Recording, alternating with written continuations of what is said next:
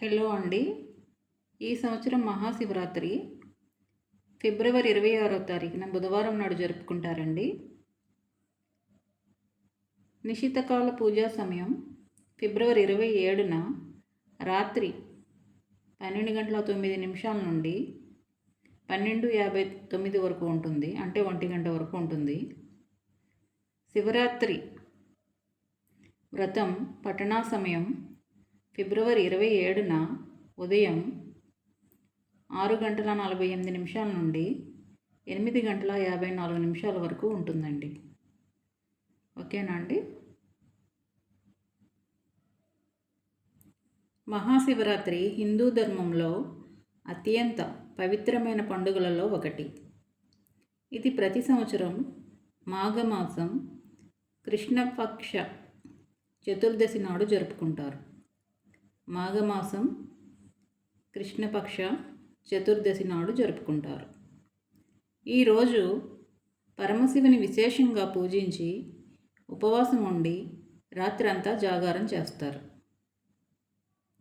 ఈరోజు పరమశివుని విశేషంగా పూజించి ఉపవాసం ఉండి రాత్రంతా జాగారం చేస్తారు. ఎప్పుడు? మహాశివరాత్రి రోజున.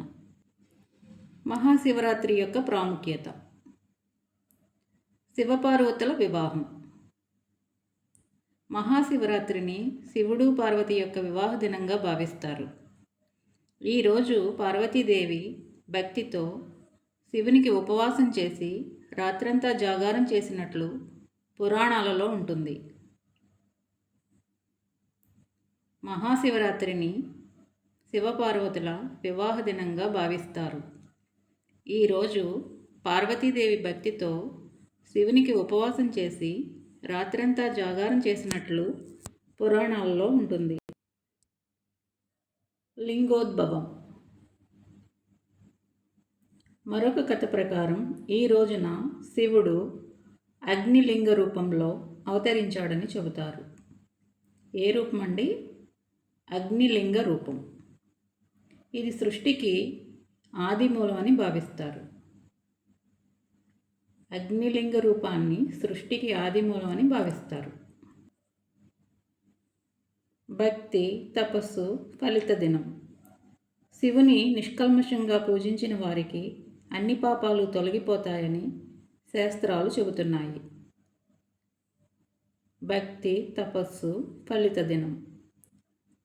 ఆ మహాశివుణ్ణి నిష్కల్మషంగా పూజించిన వారికి అన్ని పాపాలు తొలగిపోతాయని శాస్త్రాలు చెబుతున్నాయి.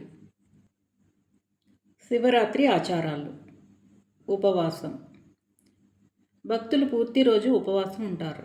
ఈ రోజున, ఈ మహాశివరాత్రి రోజున భక్తులు రోజంతా ఉపవాసం ఉంటారు. కొంతమంది పాలు, పండ్లు మాత్రమే తీసుకుంటారు. శివలింగ అభిషేకం. పాలు, తేనె, గంగాజలం, బెల్లం, పంచామృతంతో అభిషేకం చేస్తారు శివలింగానికి లేదా శివుడికి. శివలింగ అభిషేకం. శివలింగ అభిషేకం. పాలు, తేనె, గంగాజలం, బెల్లం, పంచామృతంతో అభిషేకం చేస్తారు. ఓం నమః శివాయ అనే శివజపాన్ని పఠిస్తారు. శివుని పంచాక్షరి మంత్రం జపిస్తూ ధ్యానం చేస్తారు.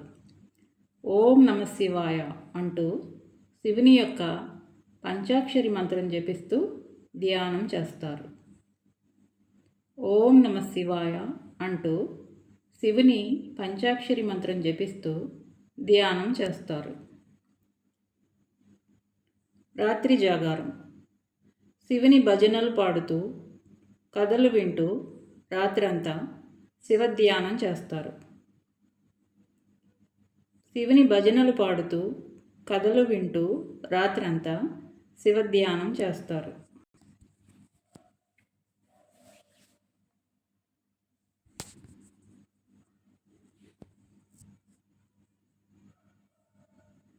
జీవితంలో ఉన్న అహంకారం, ద్వేషం, అనాసక్తి. అనాసక్తి అంటే ఏ విషయంలోని ఆసక్తి లేకపోవడం. మళ్ళీ చెప్తున్నాను చూడండి. జీవితంలో ఉన్న అహంకారం, ద్వేషం, అనాసక్తి వంటి దుష్ట లక్షణాలను తొలగించుకోవాలని సందేశాన్ని ఇస్తుంది ఈ మహాశివరాత్రి. శివుని ఉపాసన ద్వారా మోక్షం సాధించవచ్చనే నమ్మకం హిందువులలో ఉంది. శివుని ఉపాసన ద్వారా మోక్షం సాధించవచ్చే నమ్మకం హిందువులకు చాలా ఉంది. శివరాత్రి ప్రసిద్ధ ఆలయాలు. కాశీ విశ్వనాథ దేవాలయం, ఇది ఉత్తరప్రదేశ్లో ఉందండి.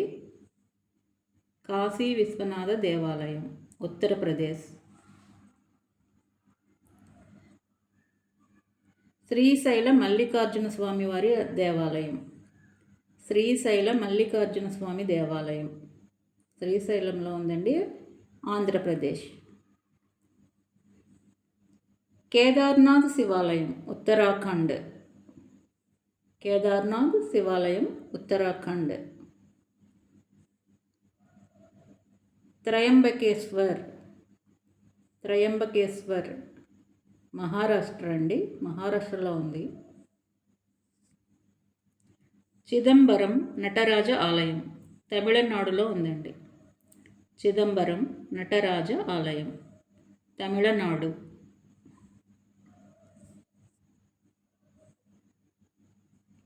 కేదార్నాథ్ శివాలయం, ఉత్తరాఖండ్.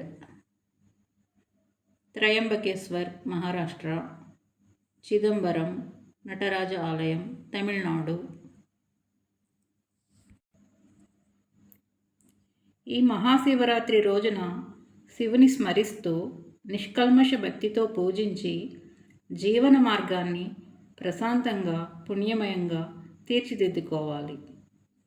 ఓం నమః శివాయ.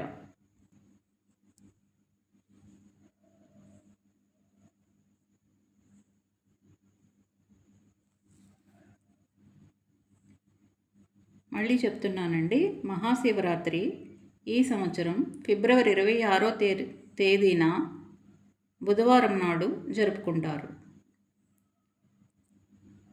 పండుగల యొక్క ప్రాముఖ్యత తెలియకుండా వాటిని జరుపుకోవడం కంటే ముందుగా వాటి గురించి తెలుసుకొని వాటిని పాటిస్తే తగిన ఫలితం ఉంటుందని నా ఉద్దేశం.